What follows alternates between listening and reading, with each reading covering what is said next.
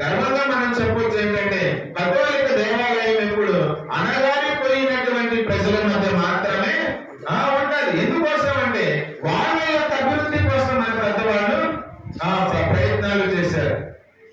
మన బట్టల కోసం పాలవతనం చేశాం, అన్నం కోసం పాలవతనం చేశాం. దానిని పోగొట్టడానికి వాళ్ళే వస్త్రాలు ఇచ్చి వాళ్ళే అన్నం పెట్టి స్వతహాగా బ్రతకడం నేర్చుకోండి అని సమాజానికి నేర్పించారు. ఈ రోజున ఎలాంటి వాళ్ళతోనైనా పోరాడేటటువంటి గొప్ప ఆత్మస్థైర్యాన్ని ఎవరు నింపారు అంటే పెద్దవాళ్ళు మనకి దేవుని యొక్క వాక్కు ప్రతిఫలంగా మనందరికీ నేర్పించారు. ఈ రోజుల్లో అన్ని రంగాలలో అందరం పోటీ పడతా ఉన్నాం. ఎవరికి తక్కువ కాదు అనే విషయాన్ని మనం నిదానంగా